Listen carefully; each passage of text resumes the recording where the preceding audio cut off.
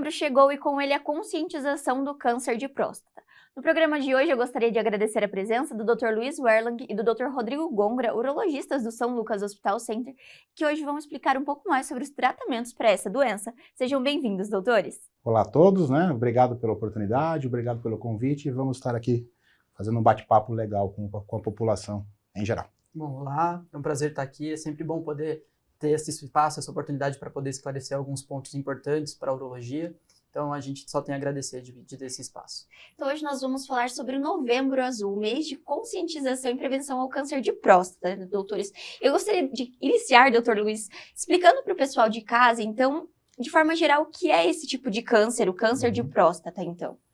Então, vamos lá. O câncer de próstata, por que tem importância o câncer de próstata? É o câncer mais prevalente no homem, fora o tumor de pele, né? Então, tirando o tumor de pele, é o câncer mais frequente no homem, que maior tem incidência. Saíram uns estudos novos que mais ou menos a cada 8 minutos, um paciente é diagnosticado com câncer de próstata. E a cada 40 minutos, um paciente acaba morrendo em decorrência do câncer de próstata. A notícia boa, entre aspas, de tudo isso é que o câncer de próstata tem altas taxas de cura. Então, se você faz um diagnóstico inicial, você cura. Mas o que é o câncer, né? A palavra câncer, por que a próstata tem câncer, né? A próstata é um órgão que ele fica entre a bexiga e o canal da urina. Ele ajuda para fluidificar o sêmen, a passagem de sêmen, a passagem da urina. E às vezes ocorre um desarranjo nessa célula. Então, uma célula que era normal, ela com o tempo ela vai sofrendo alterações do seu cromossomo genética e pode evoluir com um carcinoma, né? Uma neoplasia maligna, um câncer de próstata. Então é mais ou menos isso a fisiopatologia ali do câncer de próstata. É um desarranjo celular por vários fatores que a gente vai conversando aí à frente. Certo, então justamente agora a gente vai falar um pouquinho sobre esses fatores. Doutor Rodrigo, quais são os principais fatores de riscos que levam a um câncer de próstata, então? Em primeiro lugar, é muito importante a gente entender isso, porque o câncer de próstata, ele tem alguns fatores que a gente, inclusive, consegue evitar. Então, em primeiro lugar, a gente tem um fator genético. Então, o fator genético, ele é bastante importante. E a gente sabe que quando o paciente tem um parente de primeiro grau, ou seja, se é pai, irmão, que teve câncer de próstata, a chance de ele ter um câncer de próstata é 4 vezes maior do que na população geral. E se ele tem 2 parentes, chega a ser 6 vezes maior. Então, ter um parente com câncer de próstata já é um fator que tem que ligar um alerta para ele poder ir atrás e investigar melhor.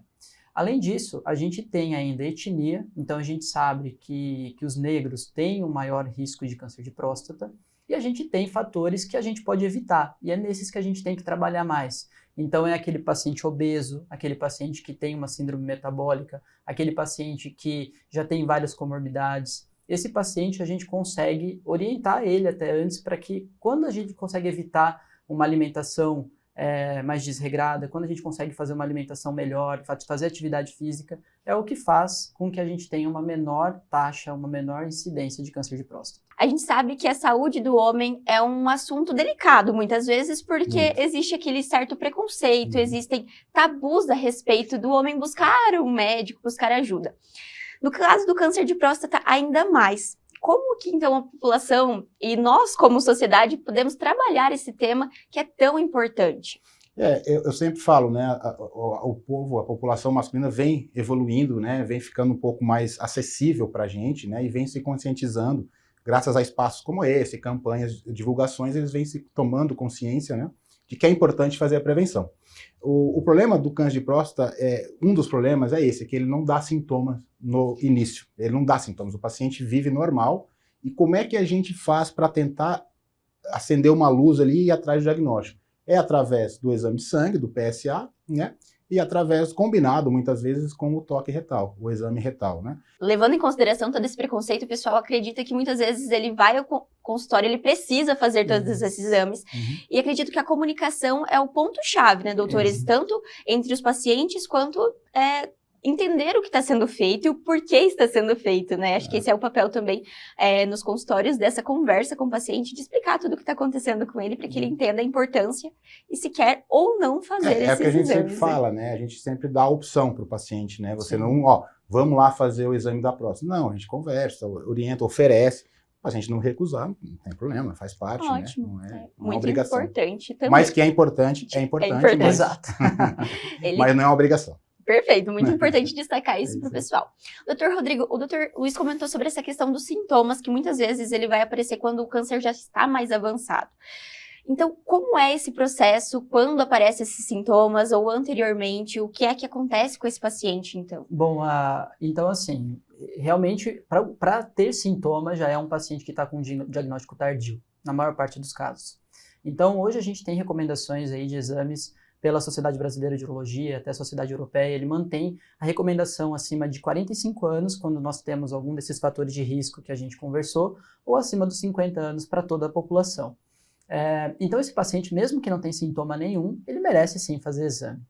Mas, às vezes, acontece aquele paciente que não quis ir atrás, ou aquele paciente que às vezes tem uma doença mais grave, ou mais avançada.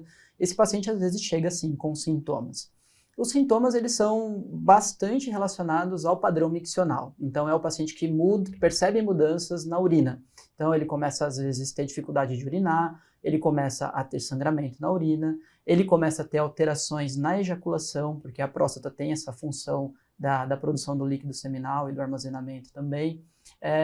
E casos mais avançados, ele pode inclusive ter alterações vesicais por invasão local ou mesmo alteração do intestino por invasão local.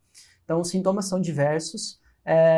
Normalmente, para tranquilizar as pessoas, normalmente quando tem esse sintoma, não é câncer de próstata, porque normalmente o câncer de próstata ele não tem sintoma, como a gente está reforçando, mas quando tem qualquer alteração desse tipo, tem que procurar o urologista para a gente fazer uma investigação.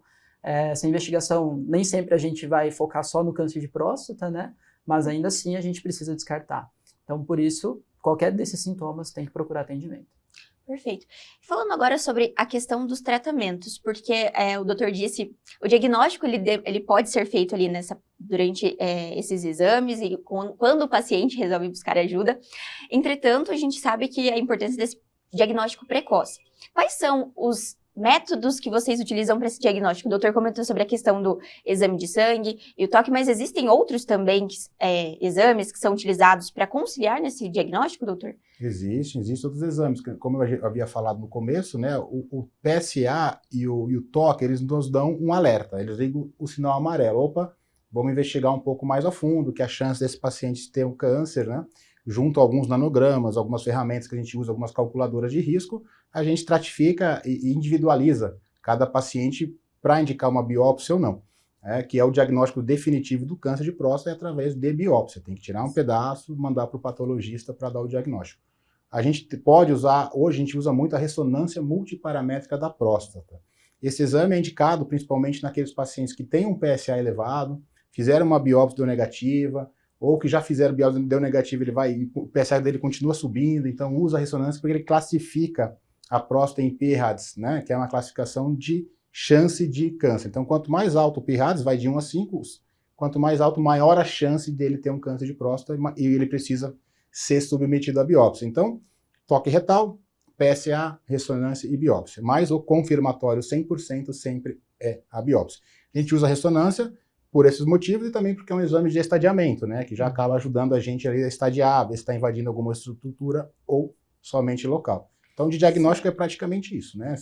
O diagnóstico definitivo, biópsia. Não dá para a gente fazer diagnóstico de outra forma. Certo. O doutor comentou sobre a questão das idades para fazer esse exame e a gente sabe que o câncer é uma doença que acontece em pessoas com idade mais elevada. Mas ele pode acontecer, doutor, em pacientes mais jovens também, o câncer de próstata? Sim. Ou necessariamente ele se categoriza só em pacientes mais idosos? Hoje a gente sabe que 60% dos diagnósticos de câncer de próstata acontecem acima dos 65 anos. Então, realmente, isso que você falou é verdade. O paciente mais idoso, quanto maior a idade, maior chance a gente tem de fazer o diagnóstico de câncer de próstata.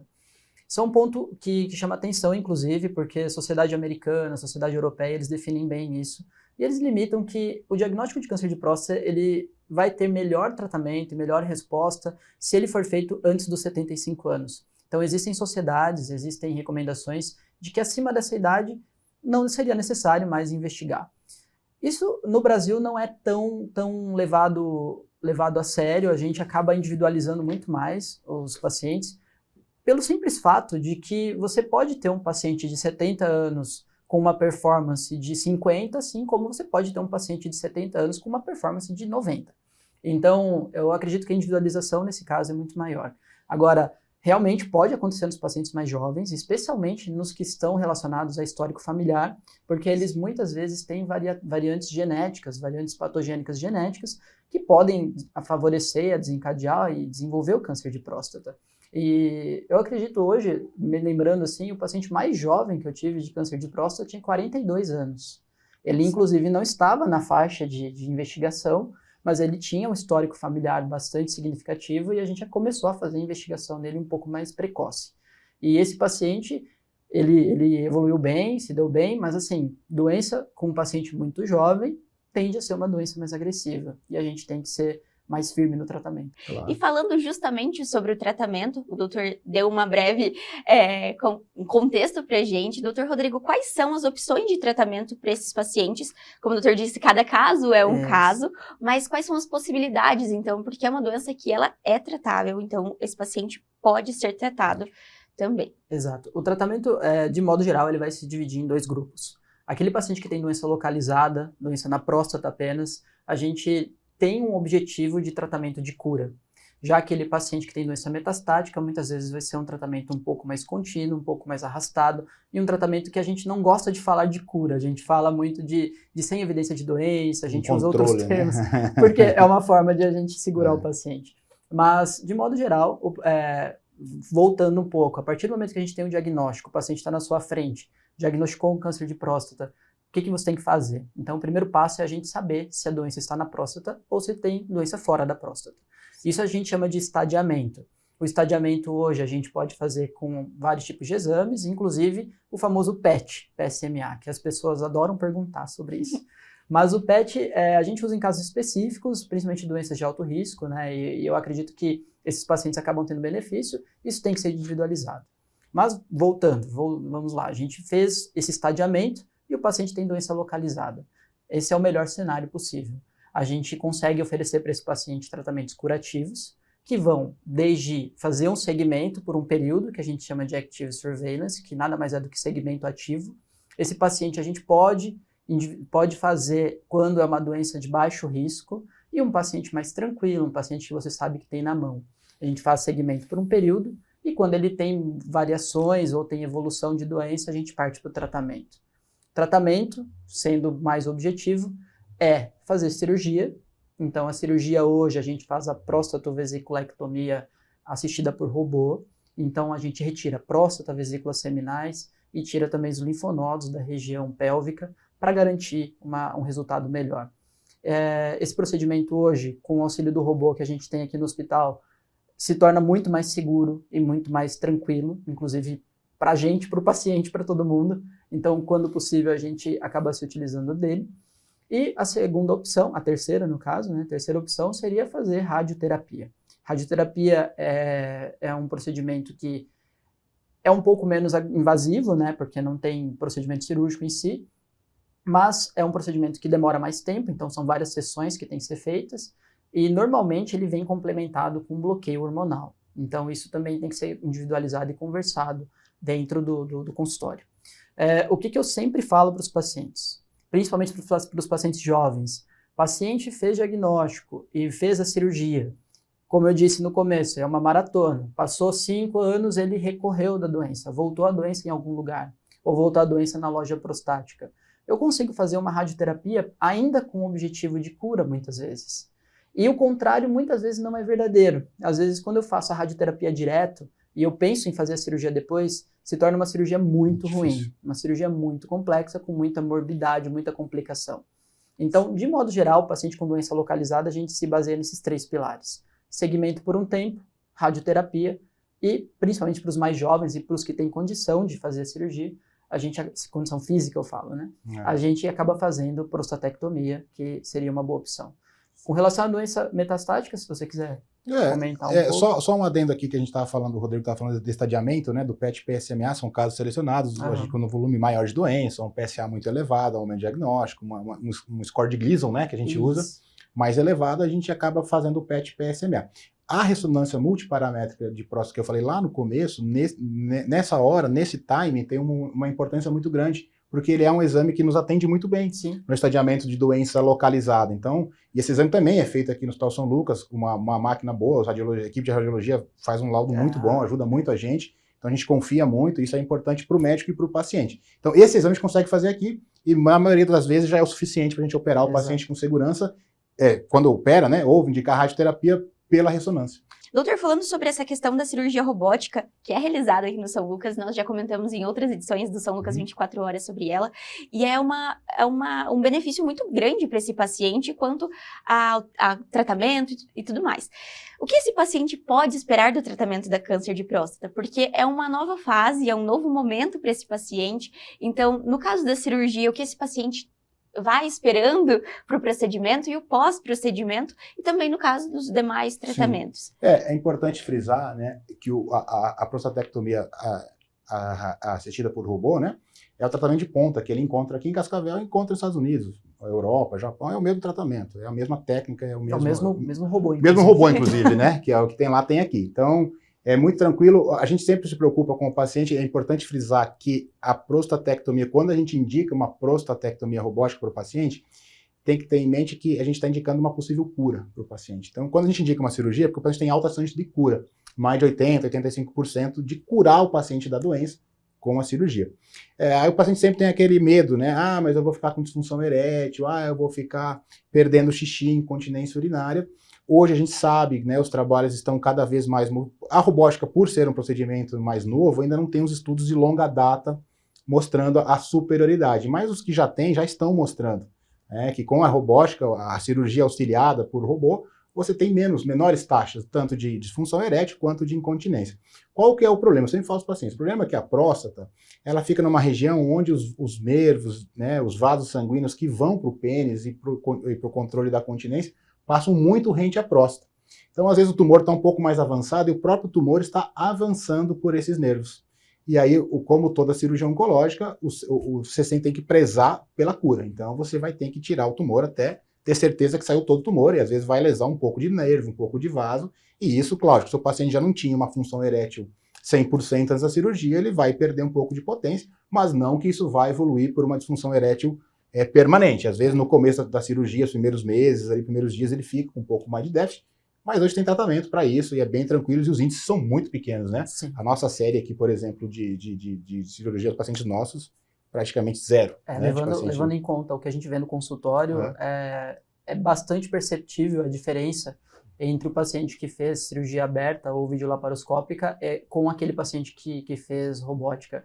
O paciente que fez robótica, ele tem um pós-operatório bastante mais tranquilo, então é um paciente que muitas vezes vai de alta no dia seguinte já, e é um paciente que a gente, depois de 30 dias, ele volta para você te agradecendo.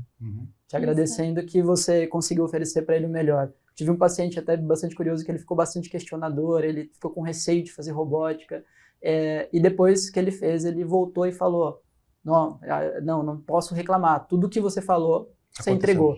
Então, realmente fez bastante diferença para ele. E é isso que a gente tem visto cada vez mais. Então, hoje, a robótica é o tratamento padrão, é o mesmo tratamento que é feito em qualquer lugar do mundo. Então, se você estivesse em Nova York, ia ser o mesmo tratamento que a gente faz aqui. Então, poder oferecer isso para o paciente, poder trabalhar no hospital que consegue oferecer isso para o paciente, é bastante gratificante, assim. Doutor, falando agora, o doutor comentou sobre essa questão do pós-operatório e algumas... O doutor falou sobre a questão da disfunção erétil e tudo mais, e essas são dúvidas que eu acredito que chegam muito do consultório também, porque é uma parte muito importante para o homem. Nesse caso, quais são os tratamentos e os cuidados que esse paciente ele vai ter após, então, a retirada da próstata ou então após o tratamento do câncer de próstata? Como eu havia falado, os principais morbidades ali, efeitos colaterais, digamos assim, da cirurgia, não só da robótica, como das outras, mas a robótica cada vez menos, é a perda de xixi involuntária, que é a incontinência, e a disfunção erétil. Para a disfunção erétil, a gente já segue os protocolos mais atuais, aí então a gente já deixa o inibidor de fosfodiesterase, que é o tadalafila numa dose diária, para ele ir recuperando a oxigenação, melhorar ali os níveis de oxigênio, para ter um retorno mais precoce da função erétil. Então, geralmente, né, Rodrigo, paciente de robótica, uma tadalafila diária, ou às vezes algum medicamento sob demanda já é o suficiente, né? A gente acaba até mantendo por ser protocolar mesmo. Isso. Então a gente já tem isso muito bem definido desde a época da cirurgia aberta. A gente acaba usando porque isso acelera o processo. Então normalmente os pacientes acabam evoluindo muito bem. Eu normalmente mantenho, acredito que você também acaba mantendo mais a longo prazo. Sim. E o resultado tem sido muito bom. Para aquele paciente que não vai muito bem, ou aquele paciente que fez cirurgia aberta, por exemplo, que tem uma morbidade maior, esses pacientes, às vezes, a gente acaba precisando ser um pouco mais agressivos. Então, a gente evolui um pouco na medicação, a gente tem medicamentos que a gente consegue aplicar diretamente no pênis, e, como uma terceira opção, a gente acaba fazendo a colocação de prótese peniana. Então, o tratamento, ele com certeza dá certo em algum momento. A única questão é a gente saber qual é o momento certo de fazer cada coisa. Olha que bacana. Então é importante também, como a doutora havia dito, esse acompanhamento multidisciplinar para um tratamento completo desse paciente. É que a gente está falando, né? A gente volta aqui um pouquinho, o tratamento multidisciplinar é desde o diagnóstico até a recuperação pós-tratamento, né? Que você vê aqui, entra de novo. Fisioterapia, avaliação cardiológica, né? Às vezes uma avaliação psicológica, visto a bala, então tudo isso faz parte. Mas da incontinência, geralmente algumas sessões de fisioterapia, um fortalecimento da musculatura pélvica já é o suficiente, ainda mais na cirurgia robótica. É lógico que pacientes, né, volto a frisar aqui, pacientes que já tinham um grau de disfunção erétil maior antes da cirurgia, é lógico que eles vão ter um grau de disfunção erétil maior depois da cirurgia, porque um pouco de sequela geralmente acaba ficando, né? Mas tudo tratável, né? As opções hoje são Acredito que esse é o ponto principal da nossa conversa. É porque muitas vezes o paciente, ele sabe que tem alguma coisa que não está certo, ele tem o receio de receber esse diagnóstico e também de não saber o que é que vai ser depois, né? Como vai ser a vida após o tratamento. Então é importante a gente explicar para esse paciente que existe tratamento, ele vai ter uma qualidade de vida dentro do possível após a doença, mas que é importante tratar do que não tratar, como os doutores haviam dito, né? Que a gente falou no começo, o objetivo sempre é a cura do paciente, né? Curar do câncer, né? Fazer uma cirurgia R0, que a gente usa no termo técnico, é deixar sem margem, sem deixar doença para trás, fazer uma cirurgia curativa. Então, às vezes, o efeito colateral é uma disfunção erétil transitória, uma incontinência não transitória, mas tudo isso é tratável e não é isso que vai impedir o paciente de E o que eu reforço é que o paciente ele tem que lidar com isso no pós-tratamento, mas eu reforço que se ele não fizer tratamento nenhum, vai ser pior. Então, a questão é só o tempo.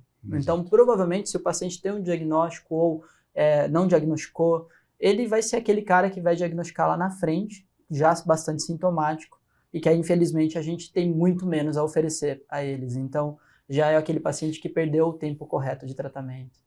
Perfeito. Além do câncer de próstata, que é o principal foco do Novembro Azul, eu acredito que é importante a gente reforçar também para o pessoal de casa outras doenças que são importantes de rastreio e o acompanhamento mesmo da saúde do homem como um todo. Os doutores poderiam falar mais sobre outras que são prevalentes e que merecem também atenção nessa oportunidade, doutor? Eu brinco que o paciente que chega no nosso consultório, a gente tem que aproveitar que ele está ali, né? Porque muitas vezes é o cara que não quer ir no médico de forma nenhuma e chega ali porque às vezes algum familiar reforçou, ou porque às vezes apareceu essas campanhas e isso convenceu ele de que vai fazer diferença ele ir ali para o consultório. Então, o paciente que chega no meu consultório, eu já faço todo um check-up, inclusive a próstata já vai sempre no meio das coisas, mas o principal é que eu acabo fazendo um check-up de tudo. Eu faço, inclusive, oriento fazer rastreio de outros tipos de cânceres que existem protocolos bem definidos. Então, hoje, por exemplo, além de fazer investigação de doenças benignas como diabetes, colesterol e tudo mais, a gente acaba orientando eles também sobre o câncer coloretal. Hoje a gente sabe que acima dos 45 anos todo mundo tem que fazer um exame investigando. Então, esse paciente eu também, muitas vezes, eu já peço o exame, já vou orientando, já falo da importância, então eu acabo já fazendo um todo. Por quê? Porque é ali o momento de você fazer tudo isso. Às vezes é o único médico que o paciente procura, né? Já fazemos, inclusive, aquela questão de avaliação hormonal, que muitos pacientes têm dúvida, têm questionamento. Então, eu falo que cada vez mais o urologista ele tem se tornado o médico do homem, entre aspas, né? Então, ele chega ali, você tem que dar uma revirada nele. Diagnosticou qualquer coisa, aí volta aquele assunto de que a gente acaba direcionando. Então, viu que tem um pólipo no colo, vai lá com um cirurgião do aparelho digestivo, viu que tem um diabetes, manda para o endócrino, viu que a testosterona está baixa, a gente já começa a corrigir. Então, a gente acaba fazendo esse serviço, sim.